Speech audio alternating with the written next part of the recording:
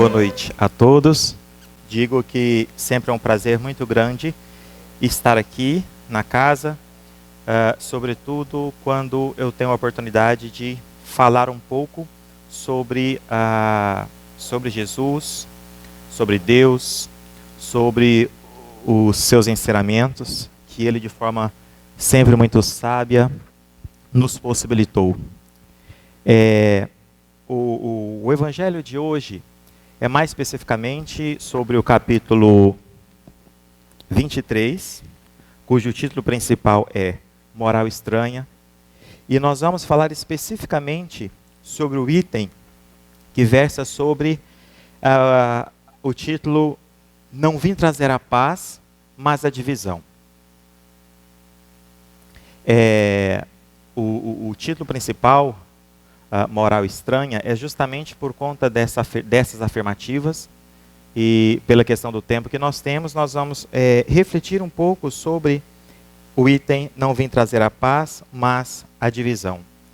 O que Jesus disse quando disse não vim trazer a paz, mas a divisão? Considerando, pois, o mundo que nos encontramos, o país, a cidade, o estado, a cidade que nos encontramos. Considerando o estágio de evolução que nós nos encontramos na atualidade. E para que possamos iniciar de fato a partir do item, não vim trazer a paz, mas a espada, eu vou ler e comentar com vocês em um primeiro momento sobre a parábola do joio e do trigo.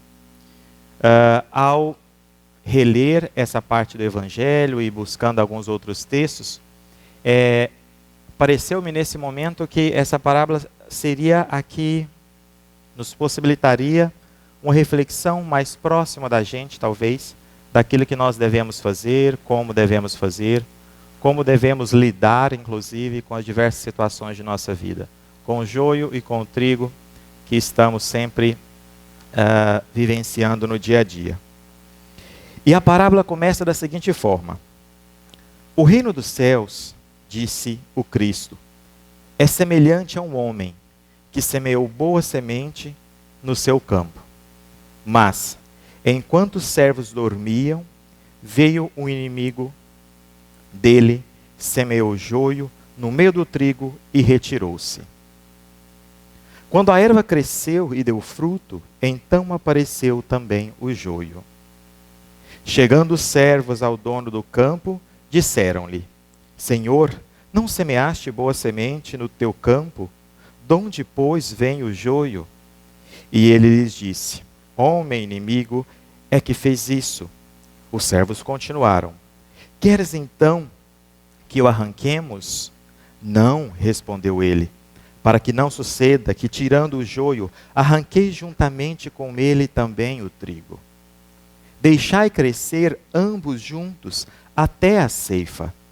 E no tempo da ceifa direi aos ceifeiros: Ajuntai primeiro o joio e atai-o em feixes para o queimar, mas o trigo recolhei-o no meu celeiro. Isso está em Mateus, capítulo 13, versículo de 27 a 30. A significação dessa parábola, ela nos parece muito nítida, muito clara, analisando grosso modo. O campo, no caso, comparando, fazendo analogia, somos nós, a humanidade. O semeador é Jesus. A semente de trigo, o Evangelho. A erva má. As interpretações capciosas de seus textos. E o inimigo, aqueles que as têm lançado de permeio com a lídima doutrina cristã. Mas o Divino Mestre fizera a boa semeadura, Jesus, pregando e exemplificando de forma muito sábia o amor entre os homens, como condição indispensável ao advento de um clima de entendimento fraterno no mundo onde estamos. Eis que os supostos herdeiros de seu apostolado, assolados pelo egoísmo e pelo orgulho, começam a criar questiunculas, discussões, interpretações errôneas. A religião do bem, objeto de sua missão terrena, em todas as passagens, Jesus deixou isso muito bem claro. De uma simplicidade incomparável, fragmenta-se em dezenas de religiões mais ou menos aparatosas, com sacerdócio organizado, sustentando dogmas ininteligíveis, preconizando e mantendo cultos pagãos, exterioridades grotescas. Surgem facções e subfacções, incriminando-se reciprocamente de heréticas, heterodoxas e etc. E as que se tornam mais poderosas procuram eliminar as outras, afogando-as em sangue, aniquilando-as nas torturas e nas chamas das fogueiras. Esse é um texto que se remete ao passado e também ao presente. E assim, em nome daquele que fora a personificação da tolerância, da bondade e da doçura, séculos por séculos a discórdia lavra pela terra.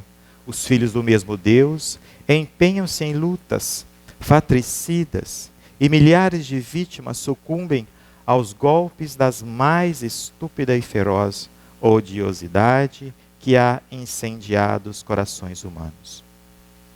Essa parte é muito forte. Quando eu estava relendo essa parábola e essa discussão, na hora, eu me emocionei de forma muito forte, porque quando retomamos a história, que graças a Deus nós temos a oportunidade, nós vivenciamos isso lá naqueles momentos de forma muito cruel. Hoje, como Deus nos dá a graça do véu do esquecimento, quase que total, a gente não se lembra exatamente como foi. Mas os livros de história nos possibilitam esse conhecimento. E quantas pessoas, quantas catástrofes provocadas por nós naquele momento aconteciam em nome de Deus. Por interpretações errôneas, especificamente por os instintos pessoais e os pensamentos ruins e as atitudes daquele momento. E de lá para cá, a gente percebe que a sociedade de fato evoluiu, graças a Deus e as oportunidades que Ele nos dá, mas de acordo com o nosso livre-arbítrio e as nossas imperfeições e a nossa falta de disciplina, de seguir as nossas intuições boas, a gente acaba fazendo algumas coisas ruins ainda. E quando eu digo nós, eu não me refiro especificamente ao espiritismo, especificamente ao protestantismo, ao catolicismo. Eu me refiro aos seres humanos de um modo geral, em todas as suas religiões, e muitas vezes até não especificamente em uma religião, mas por algumas compreensões intencionadas de grupos da sociedade, que colocam Deus como ponto de partida para justificar a maledicência, a maldade. E nós, meus irmãos, nós temos a obrigação, o dever, enquanto encarnados em evolução, estando onde estamos, de lutar pela justiça, pela verdade, pela paz, mas em tranquilidade, com ensinamento. Qualquer coisa que vá contra amar a Deus sobre todas as coisas e ao próximo como a si mesmo, que é o mandamento maior, não é de Deus. Simples assim. Eu peço encarecidamente que todos nós, em qualquer lugar que estejamos, em casa, no trabalho, aqui na casa, para a gente se autoavaliar diariamente, para que a gente possa tomar cuidado com os nossos posicionamentos, para que nós não inflamemos cada vez mais a discórdia. Nós temos a graça de estar numa religião com uma doutrina que nos possibilita conhecer aquilo que precisamos fazer. Então nós não temos mais o direito de dizer não. Temos livre-arbítrio, mas não podemos, porque nos foi dado esse entendimento. E a partir do momento que nos é dado o entendimento, a cobrança é maior. Em toda situação, amemos mais, nos ajudemos mais. Simples assim. Lembrem-se, qualquer coisa que vá contra esse mandamento maior de Deus, amar a Deus sobre todas as coisas e ao próximo como a si mesmo, isso significa eu não posso te matar. Eu não posso te odiar. Eu não posso fazer o mal, nenhum tipo de mal, a quem quer que seja. Ao ladrão, ao mendigo, ao assassino. Sabe por quê? Porque eles também são filhos de Deus. Assim como nós.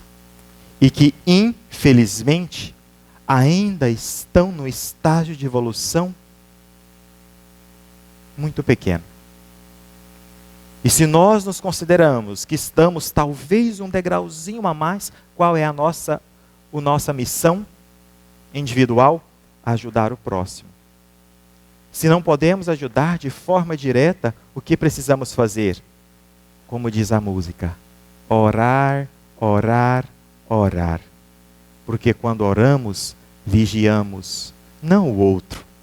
Não o que o outro está fazendo, deixando de fazer, mas vigiamos os nossos pensamentos e as nossas atitudes. Quando oramos, recebemos as energias salutares que o nosso anjo da guarda nos possibilita diariamente.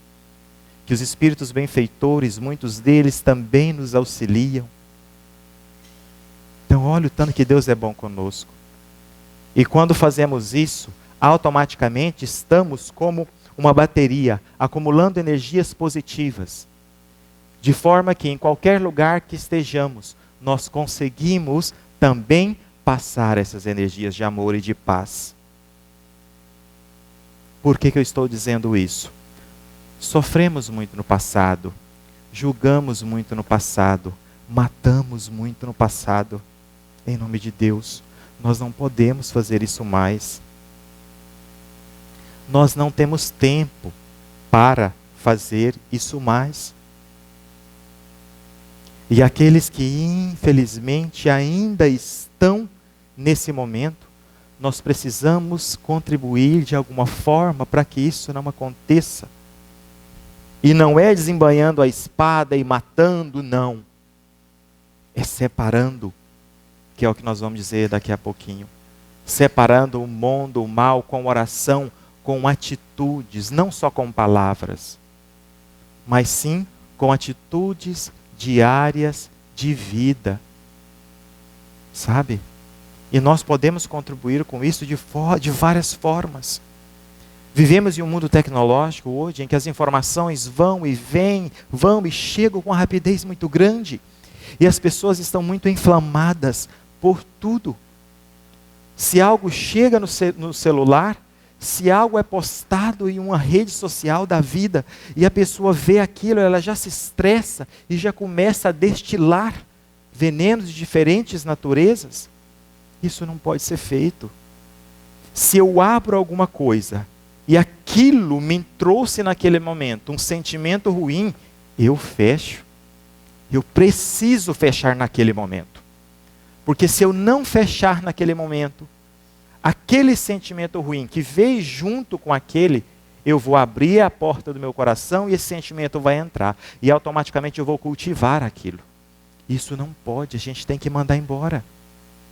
Então por isso é que nós precisamos mudar as nossas atitudes diárias de vida.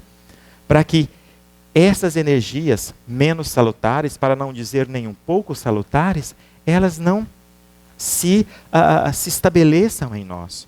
Porque precisamos, de fato, viver em paz e ajudar.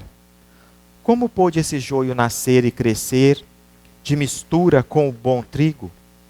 E que, segundo a palavra de Jesus, os servos dormiram, isto é, deixaram de orar e vigiar, permitindo assim que o erro ganhasse raízes.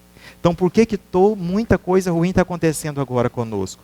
Porque deixamos de orar, porque deixamos de vigiar, porque deixamos de olhar para o outro como irmão e ajudá-lo. Simples assim. Simples é uma expressão. Sério. Mais adequada, a palavra mais adequada seria sério assim. Contemplando essa confusão religiosa, muitos se admiram de que a providência não na tenha eliminado do globo. Esse dia, entretanto, chegará. O joio, ao brotar, é muito parecido com o trigo, e arrancá-lo, antes de estar bem crescido, seria inconveniente, por motivos óbvios. Deus é sábio. Todos nós temos o nosso tempo.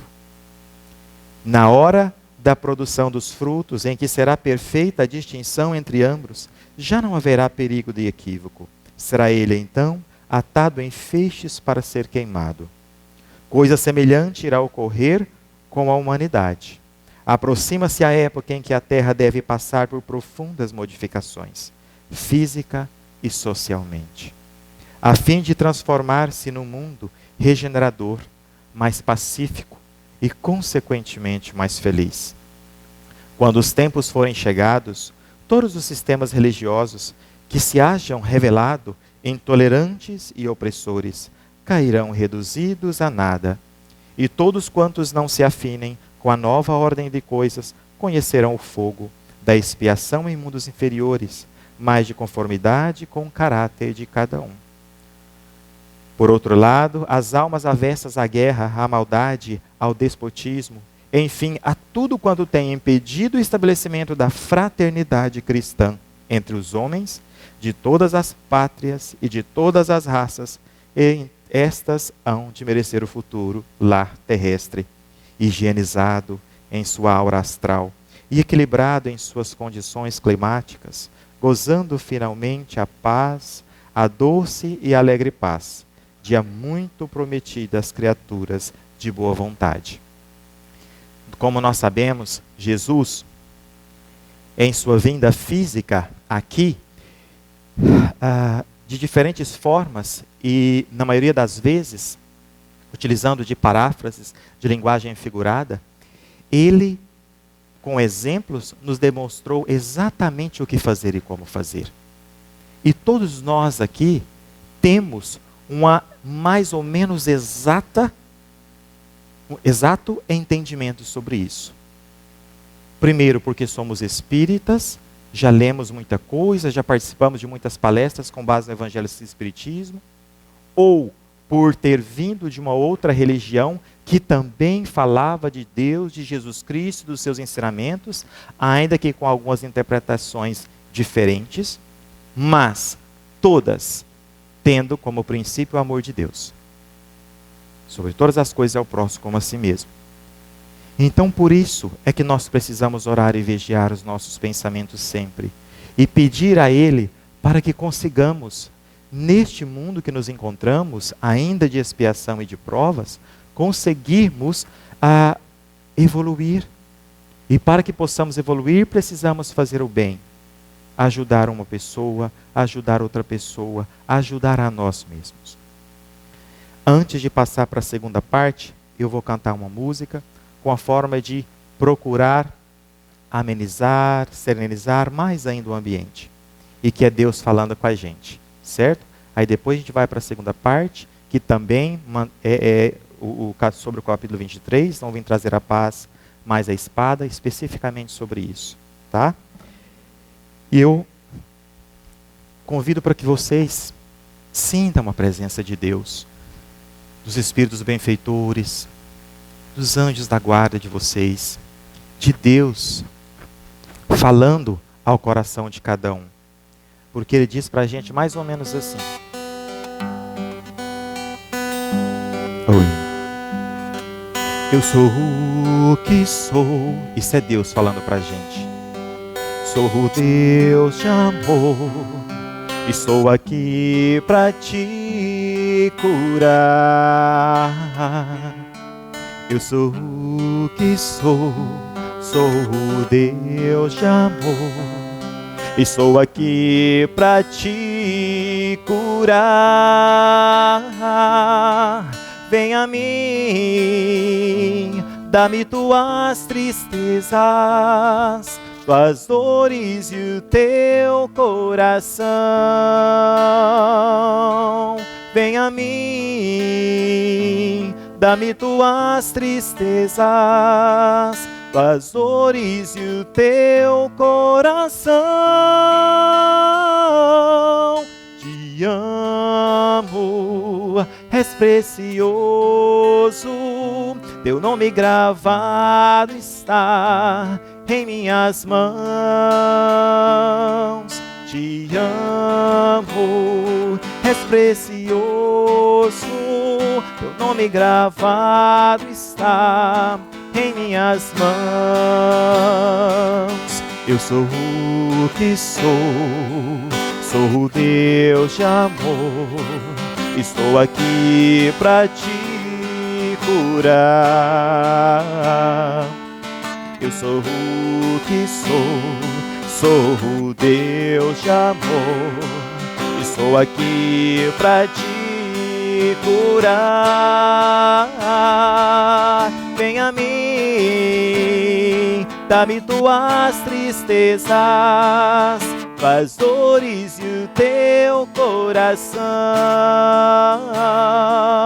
Vem a mim, dá-me tuas tristezas, tuas dores e o teu coração. Te amo, és precioso, teu nome gravado está em minhas mãos. Te amo, és precioso, teu nome gravado está em minhas mãos. Vai, meu filho, vai, pois curado está.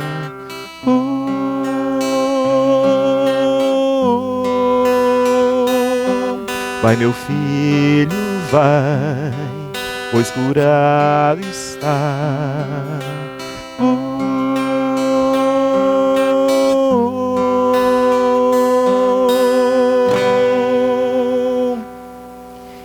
Nesse momento eu chamo a atenção de vocês para perceber a presença de Deus na vida da ato.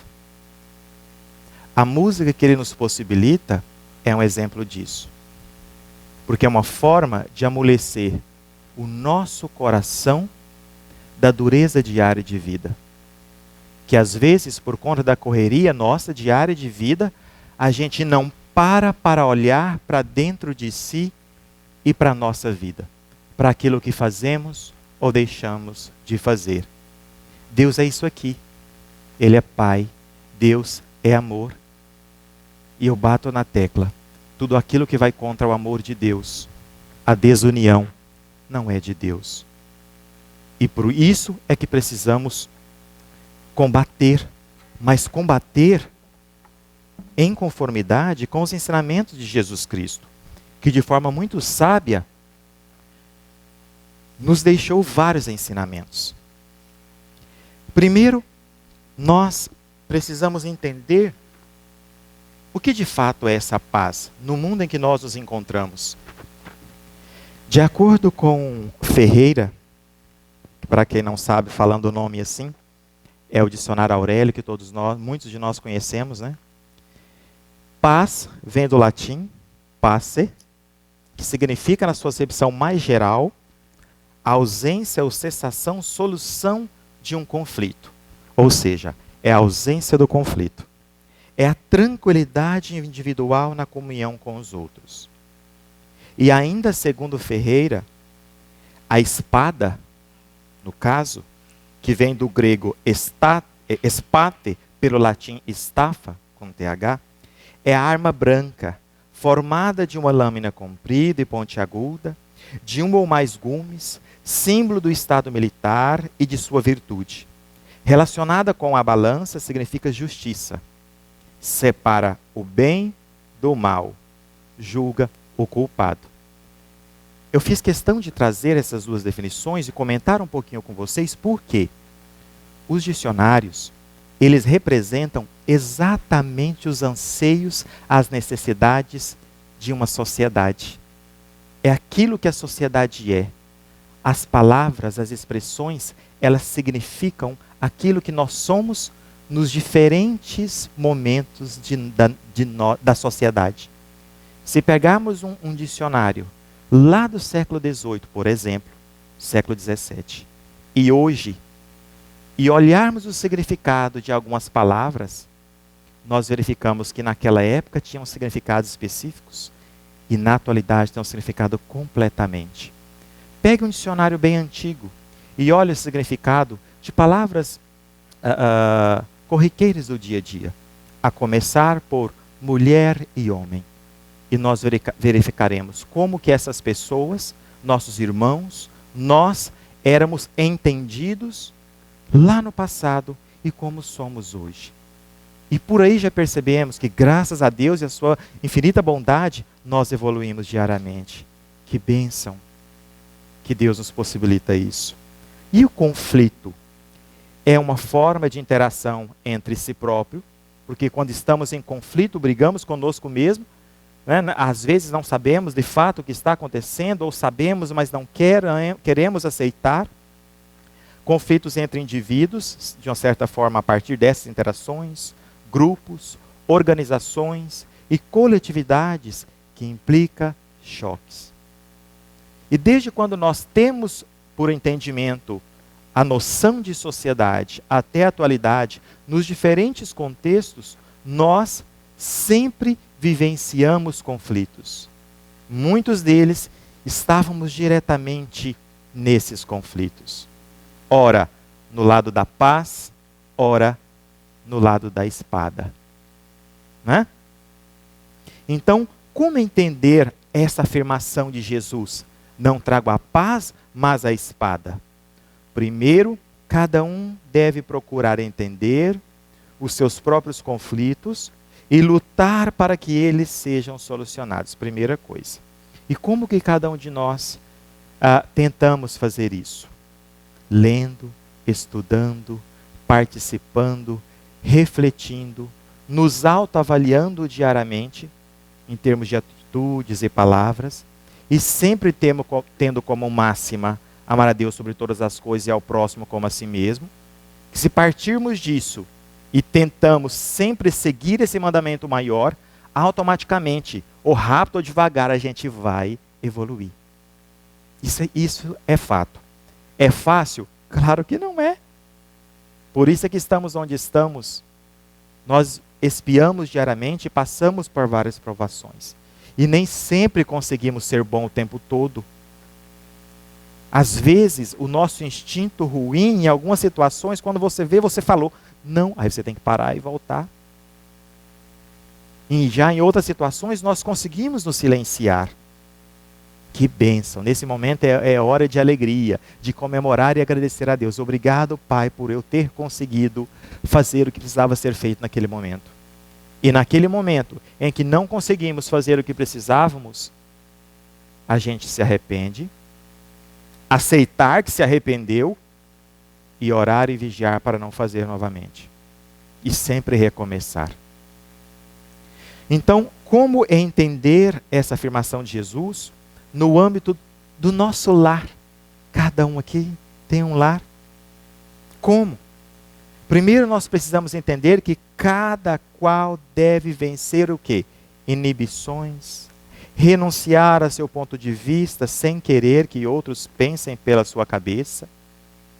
Nós não podemos esquecer que nascemos no lar onde nascemos, porque precisamos evoluir junto com cada um que ali está, que também está em evolução e que nós precisamos nos ajudar. Então eu não posso querer obrigar, querer eu posso, eu não posso obrigar, né? Querer, é claro que eu posso querer, mas eu não posso obrigar uma pessoa a pensar como eu penso, mas, ou agir como eu ajo, considerando que eu estou julgando, que eu estou agindo de acordo com os princípios de Jesus, mas em conformidade com as minhas atitudes diárias de vida, se estiverem de acordo com os ensinamentos de Jesus, isso vai acontecendo de forma natural. Nem sempre precisamos proferir a palavra. As nossas atitudes ensinam muitas vezes, muito mais do que palavras. Muito mais. Muito, muito, muito, muito mais. E é por isso que nós precisamos nos autoavaliar diariamente. E como entender as afirmações de Jesus também no âmbito da sociedade como um todo, não só lá no nosso lar, das nossas diferenças. Bom, o cristão, aquele que crê em Cristo e nos seus ensinamentos, por consequência Deus, deve lutar contra as iniquidades e injustiças. Nós precisamos sim lutar. Mas cuidado, gente. Nós não podemos ler só a primeira parte do texto. A gente tem que ler até o ponto final. A gente tem que ler o texto todo para a gente poder entender de fato a mensagem. Nunca podemos ler um texto ou só um trechinho, seja ele qual for, do Evangelho ou não, e toma aquele trechinho como verdade absoluta, sem antes ter lido todo o texto. Porque, no geral, na sequência do texto, seja ele qual for, vem toda a explicação sobre uma determinada afirmação. Porque há muitos desentendimentos, porque há muita falta de entendimento na sociedade sobre as palavras de Jesus. Porque muitos de nós escutamos algo, só um pedacinho, e toma aquilo como verdade. Eu não conheço o texto todo, e considerando o estágio de evolução que nos encontramos naquele período, talvez não é lá muito bom, e começo a passar aquilo. E daí fica igual a história do telefone, aquela brincadeirinha do telefone sem fio. Começa aqui de um jeito e chega lá de outro completamente diferente. E esse completamente diferente geralmente causa muita catástrofe em nossas vidas. Então, o cristão deve lutar contra a iniquidade e a injustiça, sim. Porém, não deve fazê-lo com a espada em punho, pois o próprio Jesus já nos dissera que todo aquele que desembainha a sua espada para atacar o seu próximo, pela espada morrerá. Lembra que Jesus sempre utilizava-se de analogias, de paráfrases, linguagem figurada, para conseguir chegar até a mente nossa daquela época, que estava nos graus de evolução muito pequenininho. Não mudou muita coisa não, mas naquela época era pior do que agora, certo? Então, toda ideia nova, isso está lá no Evangelho segundo o Espiritismo, lá no item, não trouxe a paz, mas a espada, lá no item 12 especificamente diz assim: toda ideia nova forçosamente encontra oposição e nenhuma há que se implante sem lutas. Ora, nesses casos, a resistência é sempre proporcional à importância dos resultados previstos. Por quê? Quanto maior ela é, tanto mais numerosos são os interesses que fere. Gente, Jesus, naquela época, todos nós sabemos muito bem, o tanto que ele sofreu, o tanto que ele lutou de forma sábia, serena, sim, ainda que em momentos certos ele utilizava de palavras mais fortes, porque a sociedade precisava naquele momento, mas os seus exemplos são bem claros. Ele foi morto fisicamente por um grupo que não queria aceitar aquela boa nova. Por que não queria? Porque tiraria todo o poder que aquele grupo, naquele momento, tinha. Mas, como diz aqui, toda ideia forçosamente nova encontra oposições, mas que, ainda que haja lutas, o bem, ele vai permanecer e ele vai se enraizar.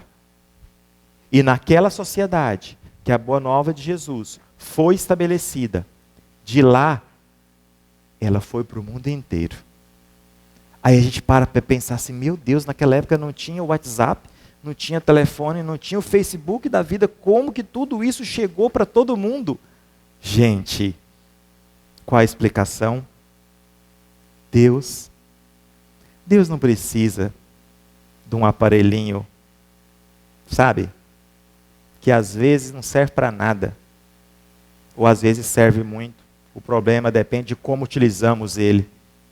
Né? Por quê? Justamente porque era preciso, naquele momento, que a palavra chegasse naquele povo, que tinha naquele momento aquele poder e que estava naquele grau de inferioridade tremendo e que pensava só em si próprio, em bens materiais e não no bem da humanidade. Então, a reforma íntima é um processo contínuo de autoanálise, de conhecimento de nossa intimidade espiritual, libertando-nos de nossas imperfeições e permitindo-nos atingir o domínio de nós mesmos. Então, observem que a nossa reforma íntima, como esse pronome possessivo nossa já nos diz, ela é nossa responsabilidade. Eu não posso querer ou obrigar que o outro faça por mim aquilo que eu preciso fazer. Porque a reforma, como o próprio nome diz, é íntima, é pessoal. Por isso que eu preciso orar e vigiar sempre. A começar pelas minhas atitudes. Né? Às vezes, em diferentes contextos, olhamos tanto para o outro e julgamos tanto o outro e esquecemos de nos julgar. Quantas e quantas vezes, em algum momento de nossa vida, fizemos com muita consciência, ou às vezes nos pegamos fazendo isso, mas se fazem com a gente, nossa, eu não aceito, né? E brigo e falo. Olha que interessante. Quando aqui desembarcamos, nesse mundo que nos encontramos, nosso primeiro compromisso é conosco mesmo. Houve um momento em minha vida e que eu perguntava muito para Deus assim: Deus, me ajuda a entender qual é a minha missão. O que eu tenho que fazer? Por que eu estou aqui? Eu achava, né, como o próprio nome diz, eu achava que tinha que saber qual era a minha missão aqui. Eu achava que talvez eu tinha uma missão muito específica. E de forma muito sábia, porque Deus é maravilhoso, Ele me mostrou de forma muito serena, no momento certo e com dor, porque pelo amor, ainda que eu vivenciasse, eu não conseguia enxergar com nitidez o que eu precisava fazer. Mas Ele me mostrou primeiro que antes de eu tentar ajudar qualquer pessoa de alguma forma, isso não é fazer milagres? Não. Eu tinha que cuidar primeiro de mim. Porque a minha primeira missão é comigo mesmo. Quando eu nasci aqui. É trabalhar pela minha evolução. Parece egocêntrico isso, mas não é não. É porque se eu não batalho para a minha evolução, automaticamente eu não vou conseguir ou contribuir com a evolução das pessoas que estão à minha volta. Certo? Não adianta eu querer fazer o bem para o outro, mas se eu não cuidar de mim diariamente. Senão, eu vou estar me suicidando diariamente, de forma bem calma, paulatinamente. E há muitos casos de suicídio paulatinos, vagarosos, quando nos entregamos aos vícios diversos que esse mundo nos proporciona. É um suicídio vagaroso. Bom, o que pode transformar essa intimidade? Como nós podemos trabalhar para essa transformação íntima? Bom, primeiro podemos e devemos, logicamente, substituir nossos defeitos, que todos nós sabemos quais nós temos. Todos nós sabemos quais são os nossos defeitos. Eu sei quais são os meus defeitos, mas também sei quais são as minhas qualidades. Cada um aqui, que aqui se encontra, encarnado e desencarnado, sabe de forma muito clara quais são os defeitos e as qualidades. Como, por exemplo, como eu disse, devemos substituir nossos defeitos como representando de forma geral o orgulho, a inveja, o ciúme, a agressividade, o egoísmo, o personalismo, A maledicência, se por um acaso alguém não souber o que é, falar mal dos outros, em termos gerais. E a intolerância. Se a gente trocar tudo isso, que são defeitos, que são problemas que nós temos, por virtudes tais como a humildade, humildade verdadeira. E essa humildade verdadeira a gente não consegue da noite para o dia. Alguns de nós vêm com pitadas maiores de humildade, outras vêm com bem pouquinho, mas todos preparados para exercer essa humildade. Por isso que ela precisa ser regada como uma planta. Então, virtudes tais como a humildade, a resignação, a sensatez, a generosidade, a afabilidade, nada de palavras grosseiras e atitudes grosseiras com o nosso irmão. A gente não sabe o que ele está passando. A gente não sabe o tempo dele. Então, se eu não consigo ser afável, dócil com as palavras, fico em silêncio. Antes de escrever algo que vai machucar o outro que está do outro lado, não escreva. Ore por essa pessoa. Ore por si próprio, para tirar aquela raiva, para tirar aquele descontentamento. A tolerância, o perdão, a caridade. Então, se substituirmos todos esses defeitos por todas essas virtudes, essas qualidades, e isso é um trabalho diário que precisamos fazer, automaticamente nós estamos cumprindo a nossa missão primeira, de evolução própria, e automaticamente estamos contribuindo para a evolução do outro. Então, e quanto tempo que isso demora? Vai depender de cada um. Vai depender do grau de evolução de cada um. Porque todos nós temos o nosso tempo. Já sabemos que estamos num mundo de expiações e provas. E sabemos que cada um de nós possui um grau mais ou menos bom ou ruim de evolução, vamos dizer assim. Por isso é que nós precisamos nos ajudar. Certo? E como fazer isso? Além de substituir esses defeitos mencionados por essas virtudes. Como eu já disse, conhecer a si mesmo. É o primeiro passo para a reforma. E como conhecer a nós mesmos? Olhando para dentro de nós, para nossas atitudes.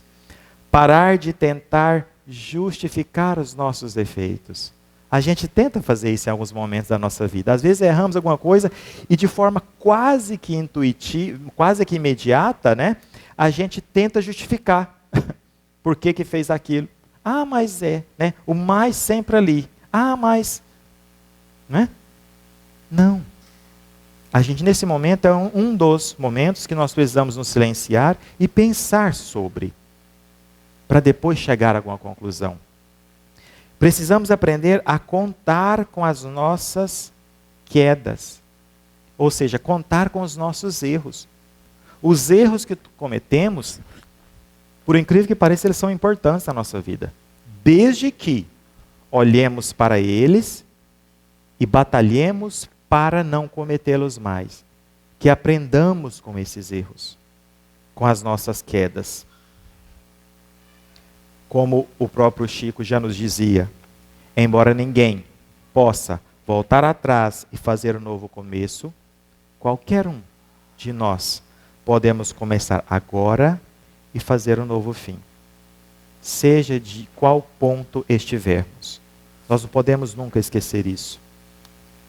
Então, no lar, no campo das ideias, Emmanuel, em 50 anos depois, no campo das ideias, os elos do sangue nem sempre significam harmonia de opinião entre aqueles que o céu uniu no instituto familiar. Quantas e quantos casos nós vivenciamos, né, de que o fato de serem família de sangue não comunga e não se ajuda e não consegue ainda se evoluir. E quantas catástrofes acontecem? Como que a família adoece nesses contextos, ou às vezes até há muito amor, mas que por falta de cuidado, de orar e vigiar, e como que as famílias adoecem? Conflitos, aqueles que nós mencionamos lá, problemas financeiros, porque às vezes deixamos o financeiro, o material falar mais alto do que ajuda mútua, doenças, desníveis culturais e falhas na formação de caráter e de temperamento contribuem para esses conflitos. Aí entra a questão da educação dos filhos, do cuidado que os pais precisam ter com os filhos que lhes foram confiados. No casal, um espera encontrar no outro o retrato psicológico do pai ou da mãe, ou os cuidados da genitora. E às vezes não consegue rever essa situação, entender que ali é uma outra pessoa que está tendo a oportunidade, assim como ela, para evoluir junto. Acontece que os dois têm que se adaptar à nova situação. Acrescentem-se ainda os apelos enviados pela mídia quando nós vemos. Tantas coisas boas, mas quanta coisa ruim que a gente vê também e que a gente não consegue lidar com elas. Então, por que entender Jesus dessa forma? Ter uma família bem constituída, onde reside a concórdia, onde exista a harmonia, é ter um tesouro de inestimável valor. Mas para que isso aconteça, é preciso cultivo, é preciso preparo, é preciso preparar essa terra. E isso não é responsabilidade de uma pessoa só, do seu familiar. É uma responsabilidade de todos. E como que a gente faz isso? Eu sempre digo em toda fala minha. Primeiro, ter paciência. Ah, mas eu não tenho paciência. Tem. Tem porque Deus é muito sábio. E Ele plantou uma mudinha de paciência, de amor, de humildade. Ele plantou uma mudinha de cada virtude no nosso planejamento. Antes de vir para cá, Ele plantou.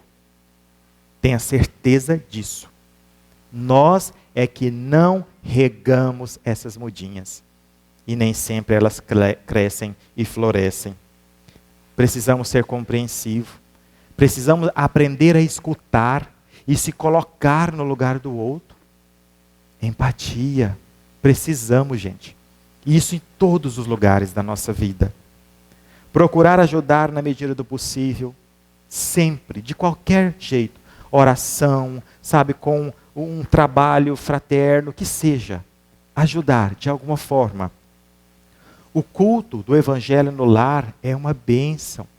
Nos possibilitam que nós consigamos iluminar a nossa casa, iluminar o quarteirão, a cidade. Então precisamos fazer isso.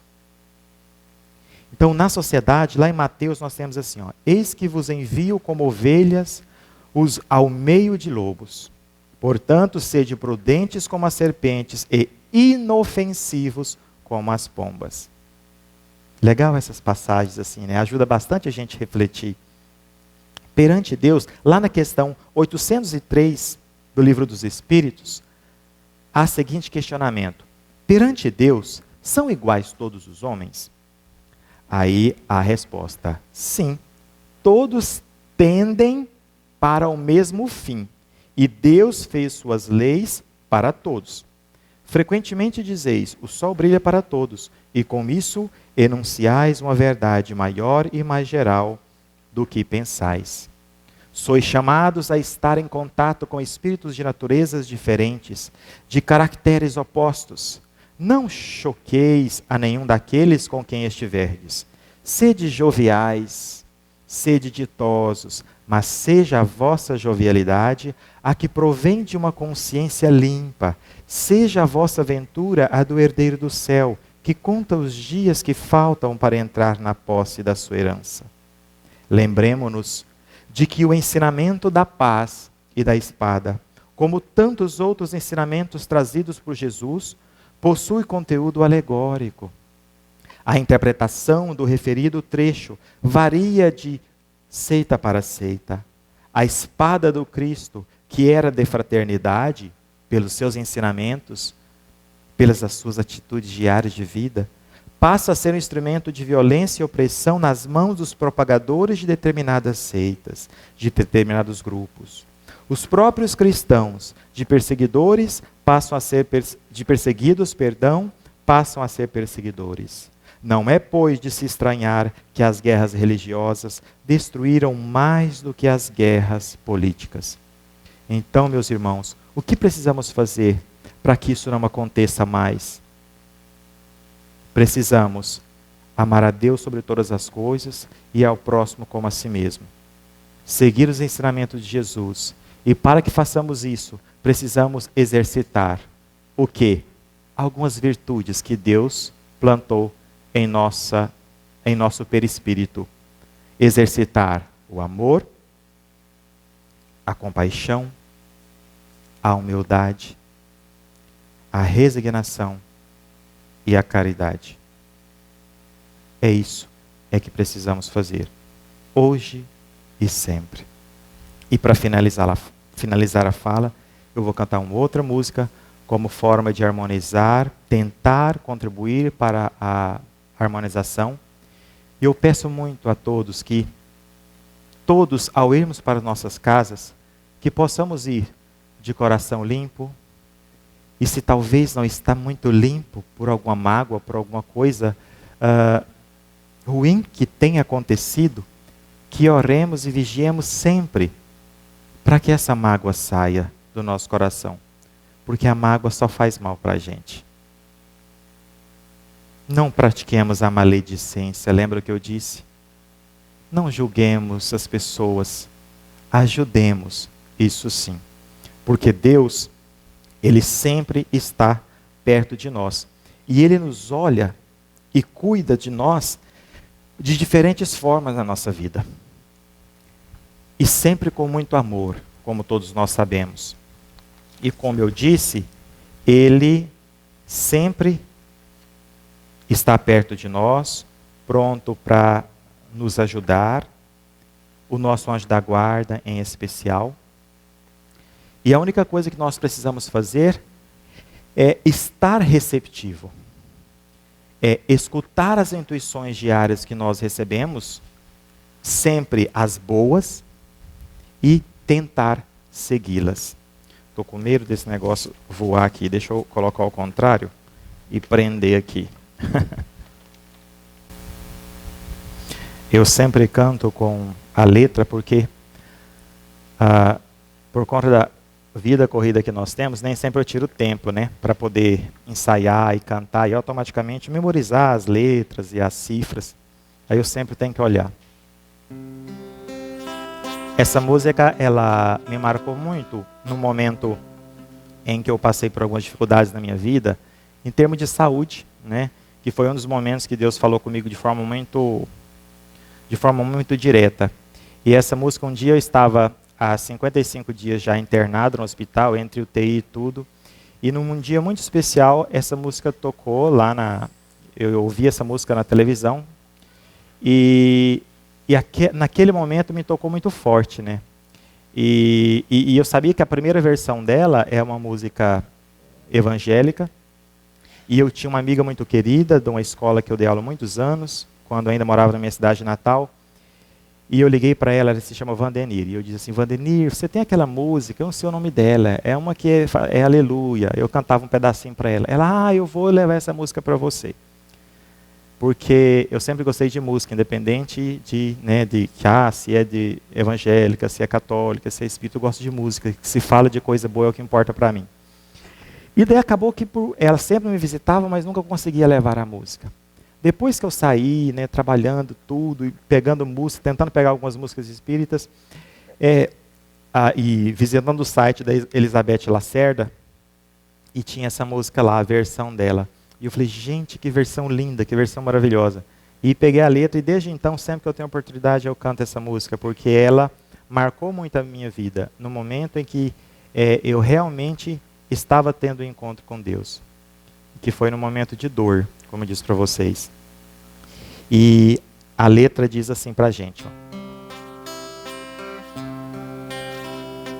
Acredite, estou aqui ao teu lado e vou te ouvir. Venho consolar teu coração.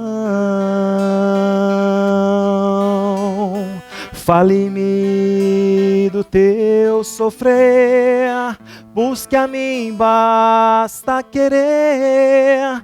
Posso restaurar a tua vida. Aleluia, aleluia, aleluia, aleluia.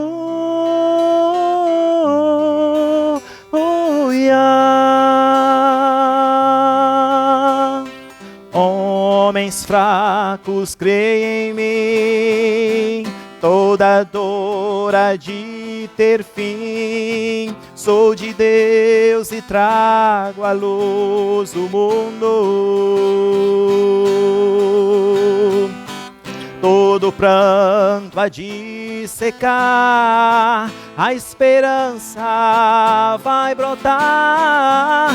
Sinta minha esperança em tua vida. Aleluia, aleluia, aleluia, aleluia.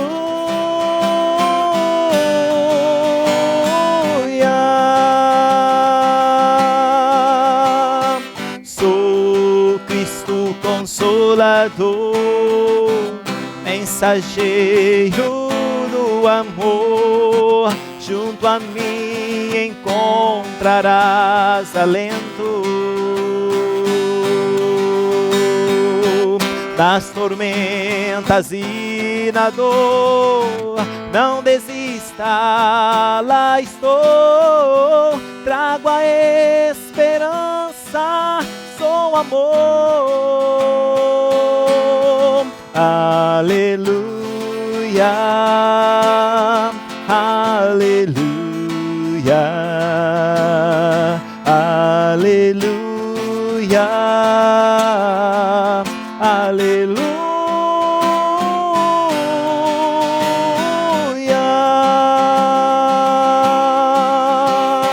Todos um só coração, as nações se dando as mãos. Somos todos filhos do Senhor.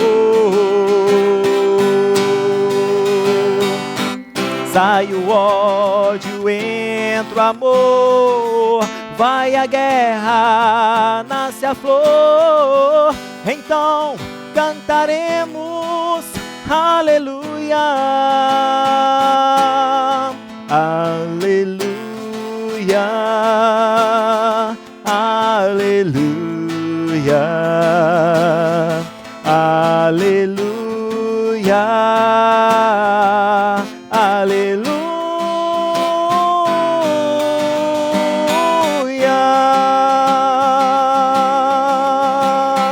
Todos num só coração, as nações se dando as mãos. Somos todos filhos do Senhor.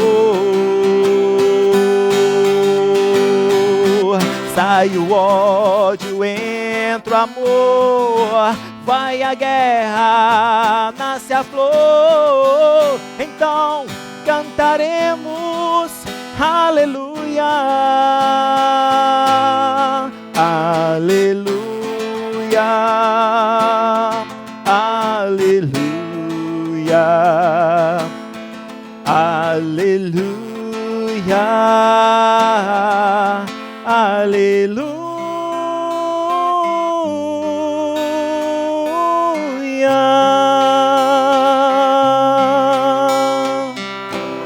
Obrigado, pessoal.